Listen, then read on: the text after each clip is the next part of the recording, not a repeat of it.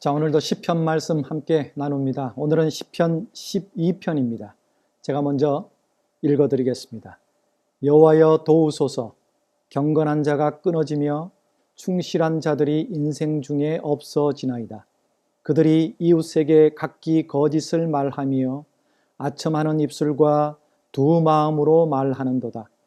여호와께서 모든 아첨하는 입술과 자랑하는 혀를 끊으시리니 그들이 말하기를 우리의 혀가 이기리라. 우리 입술은 우리 것이니 우리를 주관할 자 누구리요 하미로다. 여호와의 말씀에 가련한 자들의 눌림과 궁핍한 자들의 탄식으로 말미암아 내가 이제 일어나 그를 그가 원하는 안전한 지대에 두리라 하시도다. 여호와의 말씀은 순결함이여 흙도가니에 7번 단련한 은 같도다. 여호와여 그들을 지키사 이 세대로부터 영원까지 보존하시리이다. 비열함이 인생 중에 높임을 받는 때에 악인들이 곳곳에서 날뛰는도다.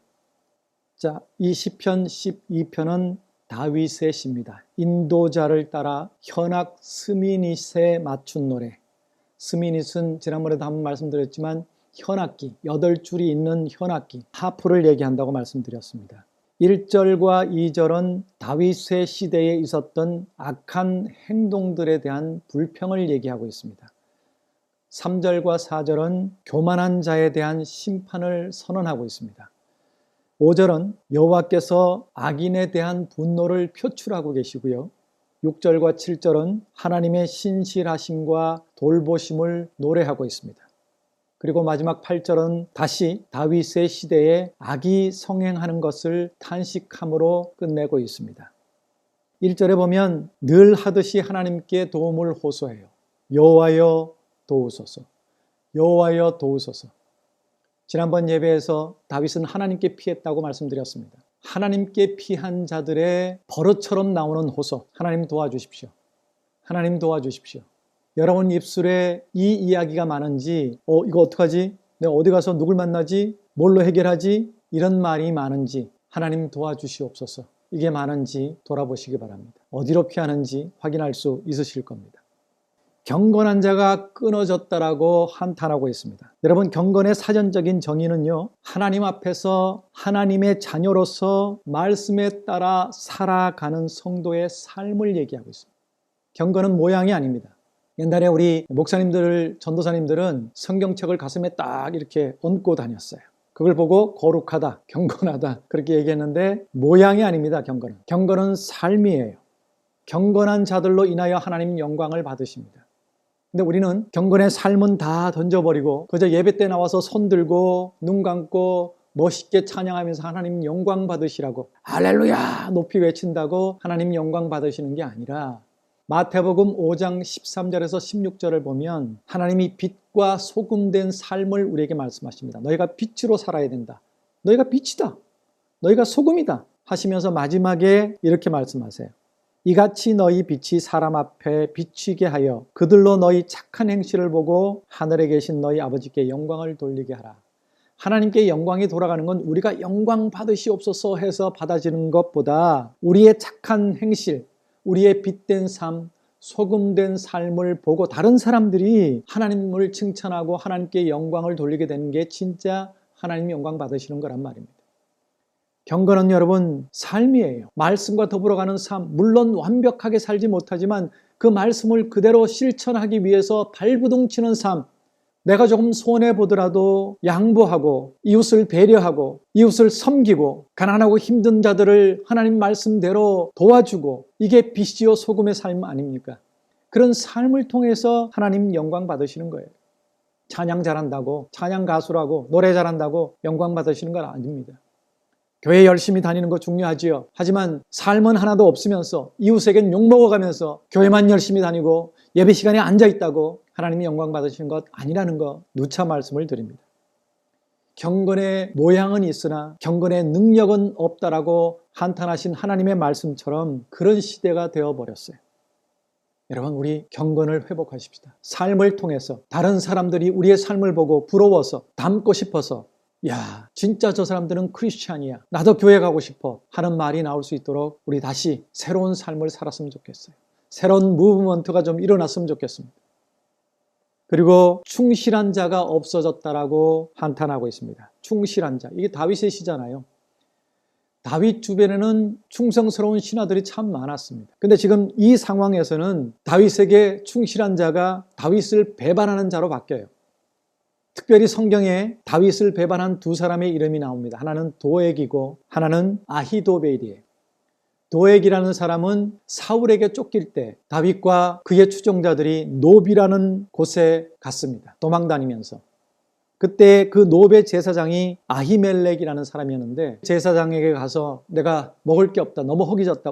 내 동료들이 다 지금 굶주렸다. 먹을 게 없느냐? 그때 진설병, 떡 그걸 달라고 해서 먹습니다. 그리고 아히멜렉에게 칼이 없느냐? 그곳에 다윗이 골리앗과 싸워서 이겼을 때 탈취한 골리앗의 칼이 보관되어 있었어요. 그걸 받아갑니다. 요걸 지켜보고 있던 도액이라는 사람이 사울에게 고해 바치지요. 그때 도액이 제사장 85명을 죽인 사건이 있었어요. 이게 바로 도액의 배신이죠. 그리고 또 한 인물은 아히도벨이에요. 이 아히도벨은 다윗의 책사입니다. 다윗의 정책을 만들고 아이디어를 내고 다윗이 승승장구할 수 있도록 옆에서 기가 막힌 아이디어로 도와줬던 사람이에요. 근데 압살롬이 반역을 일으켜서 다윗이 도망가자 이 사람이 다윗을 배반하고 압살롬 편을 들어요. 다윗의 최고 가는 책사, 모략가, 지략가가 압살롬에게 붙었어요. 그리고 압살롬에게 얘기합니다. 어떻게 하면 다윗을 죽일 수 있는가? 가장 확실한 방법이 다윗은 지금 허겁지겁 도망갔기 때문에 다윗의 스타일을 너무 잘 아는 아히도벨이 지금 바로 쫓아가서 다윗을 쳐야 당신이 이기고 왕이 될 수 있다고 얘기합니다. 또 다윗의 신하인 후세가 다윗의 명을 받고 압살롬에게 갑니다. 그러니까 압살롬에게 충성하는 것처럼 가요. 그리고 후세는 그 얘기를 반박합니다. 아니다. 지금 다윗은 허겁지겁 갔기 때문에 당장 쫓아갈 필요가 없다. 지금 가면 다윗이 자기 군사들하고 딱 버티고 서서 잘못하면 우리가 죽을 수도 있다. 그러니까 조금 전열을 정비해서 쳐들어가야 된다고 얘기를 합니다. 이 두 사람의 책사의 의견을 놓고 압살롬이 후세의 방법을 선택합니다. 그래서 결국은 압살롬은 패하고 말죠. 후세의 방법을 선택하는 것을 보고 이 아히도벨은 가서 자살해요. 가장 충실했던 사람들이 자꾸 배신을 합니다. 그래서 이 다윗은 충실한 자가 없어진다고 한탄하고 있어요. 시대적인 상황에 따라서 어떤 사건에 따라서 관계 이런 건 다 깨버리고 그동안 쌓아왔던 관계, 동력 이런 마음들은 다 던져버리고 그저 여기가 잘 될 것 같으니까 갖다 붙고 간신처럼 그렇게 돌아다니는 사람들이 너무너무 많다는 얘기죠. 2절은 경건하지 않은 자들의 모습을 얘기하고 있어요. 그들이 이웃에게 각기 거짓을 말하며 아첨하는 입술과 두 마음을 말하는도다. 경건하지 않은 자들은 거짓말을 쉽게 합니다. 요즘 거짓말이 너무 쉬워진 것 같아요. 정치하는 사람들 상황에 따라서 참 수많은 거짓말을 합니다. 금방 드러날 일인데도 안 했다고 거짓말을 하죠. 믿지 않는 사람들은 그렇다 치더라도 이미 교회 다니는 줄 잘 알고 있는 정치인들이나 경제인들이나 유명인들이 거짓말하는 모습이 너무너무 많이 보여요. 남 얘기할 거 없이 나 자신부터. 경건치 않은 사람들의 모습이에요. 그리고 심지어는 요즘 교회에서 거짓말하라고 가르쳤다고 그러잖아요. 이게 교회입니까, 여러분? 교회는 경건을 가르치고 실천하는 곳이 되어야 되는데 거짓말을 가르치면 이게 교회냐 말입니다. 그리고 아첨한다고 그랬어요. 근데 지금 이 시대는 아첨해야 살아남는 시대인 것 같아요. 그래서 여기 가서 아첨하고 저기 가서 아첨하고 그리고 두 마음이라고 얘기했어요. 두 마음, 자기 중심이 없는 기회주의자죠. 그래서 여기가 유리할 것 같으면 여기 붙고 저기가 유리할 것 같으면 저기 가서 붙고 자기 중심이 없는 늘 두 마음을 품고 언제든 하나는 버리고 이익에 따라서 선택하고 따라갈 수 있는 그게 하나님의 길이든 아니든 좁은 길로 가겠다고 찬송은 부르고 예배 시간에 아멘은 했는데 그저 과감하게 버리고 이쪽이 유리하면 이쪽으로 가고 이쪽이 유리하면 이쪽으로 가는 두 마음. 이게 경건치 않은 사람들의 모습, 현실입니다. 그리고 3절, 4절은 교만한 자에 대한 심판을 선언해요. 그 교만한 자가 어떤 자들이냐 하면 하나님이 없다 하는 자들, 안 믿는 자들, 하나님을 인정하지 않는 것 자체가 교만이라고 그랬어요. 그게 죄라고 그랬습니다. 세상 사람들 착하게 살아도 구원받지 못하는 이유가 하나님을 인정하지 않는 것 자체가 죄예요. 교만이에요. 그리고 또 하나는 하나님의 심판을 알면서도 하나님을 믿노라 하면서도 말씀대로 살지 않고 불법을 행하는 자들, 악행하는 종교인들, 너무나도 착하고 힘없는 사람들, 성도들에게 사심을 가지고 그 사람들을 호도하고 혼란하게 만들고 이 사회를 어지럽히는 사람들, 이런 사람들은 하나님이 반드시 심판하십니다. 하나님이 심판하시겠다고 선언하셨어요. 이 사람들은 자기들의 혀가 이길 것이라고, 하나님이 우리를 어떻게 하지 못한다라고 얘기하고 있습니다. 그렇게 믿고 행하는 자들, 이런 자들이 교만한 자들이. 근데 하나님이 그들의 입술을 끊어버리시겠대요. 언젠가 하나님이 그들의 입술을 끊어버리시는 날이 올 줄로 믿습니다. 지금 그들이 승승장구하는 것 같고 파워가 있는 것 같지만 하나님의 심판이 있다는 사실을 저는 확실히 믿습니다. 하나님 반드시 심판하실 겁니다. 그 입술을 끊어버리실 겁니다. 그리고 5절은 하나님 말씀에 근거한 확신이 소개되고 있어요. 여호와의 말씀에 가련한 자들의 눌림과 궁핍한 자들의 탄식으로 말미암아 내가 이제 일어나 그를 그가 원하는 안전한 지대에 두리라 하시도다. 다윗의 믿음이에요. 이 믿음이 있는 사람들은 담대합니다. 그 말씀을 확실히 믿기 때문에. 여러분, 말씀은요, 하나님과의 계약서예요. 하나님과 우리는 말씀으로 언약을 맺은 관계예요. 말씀으로 계약한 관계예요. 그러니까 하나님 말씀을 확신하는 사람은 담대한 겁니다. 하나님 우리에게 말씀하시지 않았습니까? 그렇게 기도할 때 하나님 꼼짝없이 이행하실 수밖에 없어요. 가련한 자, 궁핍한 자, 이게 지금 다윗의 처지입니다. 그리고 이 코로나 시대에 우리의 처지이죠. 하나님 안전지대로 데려가실 줄로 믿습니다. 그리고 6절과 7절은 하나님의 신실하심과 돌보심을 노래하고 있어요. 6절에 보면 하나님의 말씀은 순결하다고 얘기하고 있습니다. 완벽하다고. 흑도가니에 7번, 7번이라는 얘기는 완전수를 얘기하는 거죠. 그렇게 단련된 은이다. 완벽한 말씀, 군더더기가 없는 말씀, 확실한 말씀, 이게 하나님과 우리와의 계약서예요. 여러분 든든하지 않습니까? 하나님과 우리 계약한 거예요. 그러니까 말씀 의지하고 하나님 이렇게 말씀하셨잖아요 라고 들이대면 하나님께 들이대면 하나님 꼼짝없이 우리 기도에 응답해 주셔야 되는 겁니다. 그리고 7절은 그분의 지키심은 영원까지라고 그랬어요. 한두 번이 아닙니다. 한두 번으로 끝내시는 분이 아니에요. 영원까지, 영원까지. 끊임없이 기도하세요. 하나님 나를 도와주시옵소서. 기도하다 포기하지 말고 영원까지 약속을 이행하시는 하나님을 붙드시기 바랍니다. 그리고 마지막 8절은 악이 성행한 것을 다시 탄식함으로 끝내요. 비열함이 높임을 받는 시대라고. 여러분 비열해야 살아남아요. 그죠? 비열해야 잘 살 수 있습니다. 잘 사는 사람들 다 자기 일하는 데서 굽신거리고 참아가면서 그렇게 돈을 모았어요. 뭐 그건 나쁘다고 얘기할 수 없어요. 그런데 그걸 한탄하는 거죠. 비열함이 높임을 받는 시대, 그런 자들이 날뛰는 세상, 이걸 한탄하는 거예요. 정말 경건하고 충실한 자가 없어지고 비열한 자들이 득세하는 날뛰는 그런 시대, 소망이 없지요. 절망이죠. 하지만 우리가 의지할 것은 하나님이 있잖아요. 하나님 말씀이 있잖아요.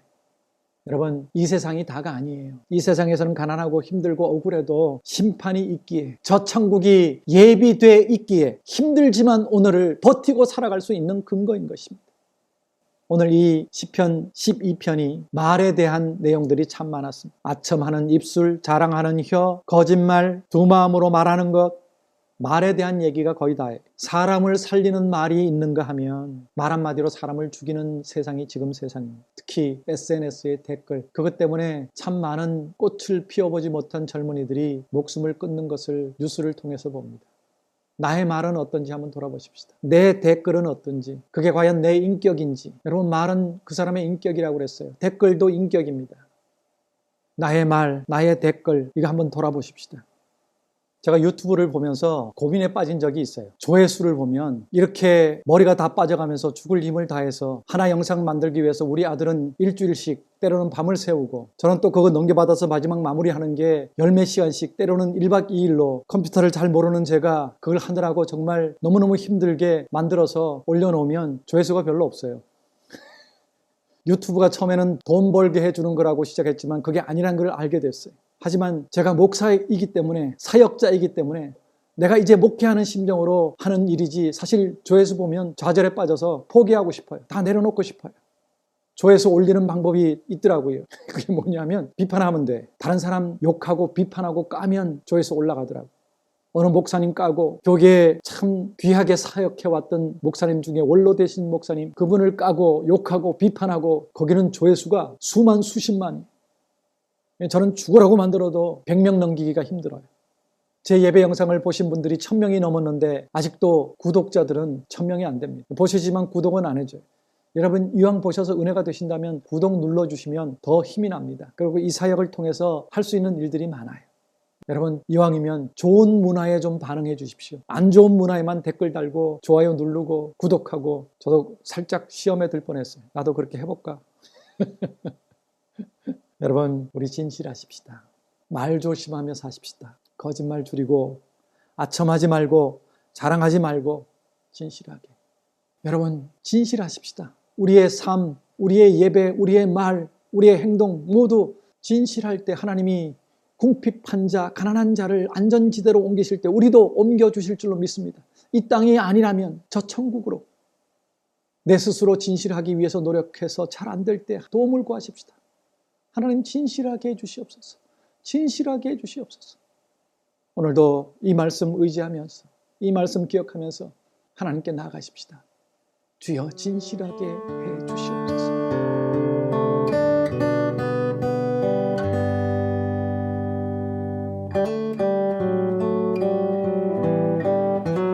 주여 진실하게 하소서. 주여 진실하게 하소서. 오늘 하루 순간을 주가 주신 힘으로 승리하기 원하네. 주여 나를 진실하게 하소서. 주여 겸손하게 하소서. 주여 겸손하게 하소서.